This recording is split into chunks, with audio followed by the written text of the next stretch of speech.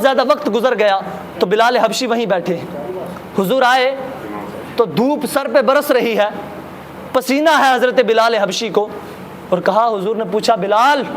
جب حضور بہت دیر کے بعد تشریف لائے تو جب کوئی ہمیں کہیں پر انتظار کرنے کے لیے بول دے اور پھر وہ کافی وقت گزرنے کے بعد آئے تو ہم ناراض ہو جاتے ہیں، لیکن جناب بلال کو حضور چھوڑ کر کے گئے ہیں،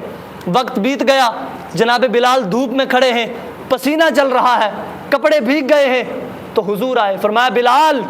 ابھی میرے حضور نے اپنے مبارک لبوں سے بلال کا نام لیا، حضرت بلال کہنے لگے لبیک و صادق فداک یا رسول اللہ، کہنے لگے لبیک حضور میں حاضر ہوں، لبیک و صادق حضور خوشی سے حاضر ہوں، فداک یا رسول اللہ حضور بلال آپ کے قدموں پہ قربان ہو جائے، بتائیں حضور کیا حکم ہے۔ ادھر صحابہ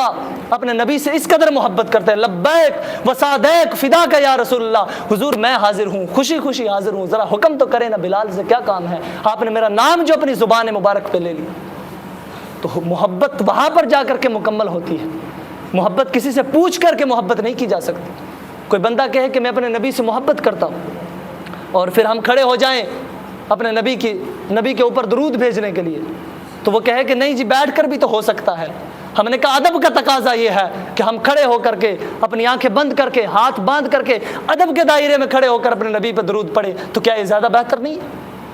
ہر بات کی دلیل دینا ضروری نہیں ہوتی ہے، بلکہ حب مصطفیٰ صلی اللہ علیہ وسلم جب امت محمدیہ کے دل سے نکل گئی تو ہمیں رسوائی یہ زمانہ ہمارا مقدر بن گئی۔ خدا کی قسم جب تک حب مصطفیٰ ہمارے سینوں کے اندر موجود تھی، جب تک ہم اپنے نبی سے اسی طرح پیار کرتے رہے جس طرح جناب صدیق اکبر کرتے رہے، تو خدا کی قسم ہمیں زمانے کے اندر کوئی توڑ نہیں سکا۔ لیکن آج وقت یہ آ گیا ہے ہمارے دلوں سے حب مصطفیٰ نکل گئی۔ اگر ہم دعویٰ بھی کرتے ہیں، ہم مانتے بھی ہیں کہ ہم اپنے نبی سے محبت کرتے ہیں، تو ہمارے کام رسول اللہ کے احکامات اور شریعت مطہرہ کے مطابق نہیں ہو رہے، ہماری زندگی رسول اللہ کی اسوہ حسنہ کے مطابق نہیں گزر رہی۔ ہمیں جو ہے وہ لڑائی کا اور پیسے کا، دولت کا، ہر چیز کا نشہ ہے۔ ہم دیکھتے ہیں کہاں سے ہمارے پاس اچھی دولت آ جائے، اچھا پیسہ آ جائے، ہمارا نام بن جائے، لیکن یاد رکھنا تمہارا نام اگر چاہتے ہو کہ رہتی دنیا تک رہے، قیامت تک کوئی بندہ نام بنانا چاہتا ہے، پھر اپنے نبی سے بے پناہ پیار کر لے۔ خدا کی قسم اگر حب مصطفیٰ سینے کے اندر رہ جائے گی، اگر حب مصطفیٰ صلی اللہ علیہ وسلم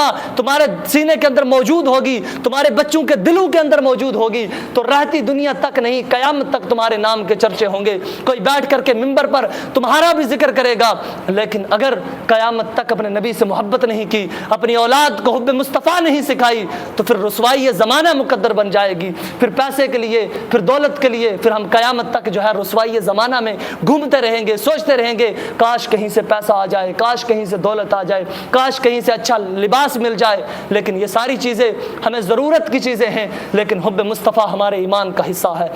جب تک ایمان مکمل نہیں ہو سکتا تب تک ہم مسلمان نہیں ہو سکتے، کیونکہ میرے نبی کا فرمان ہے لا یؤمن احدکم حتی یکون احب الیہ من والدہ وولدہ والناس اجمعین، فرمایا تم میں سے کوئی بھی شخص اس وقت تک مسلمان نہیں ہو سکتا جب تک زمانے کی ہر چیز سے، اپنی اولاد سے، اپنی جان سے بھی مجھ محمد سے زیادہ محبت نہ کر لے۔ اگر مجھ سے محبت دونوں جہان سے زیادہ ہوگی تب جا کر کے ایمان مکمل ہو۔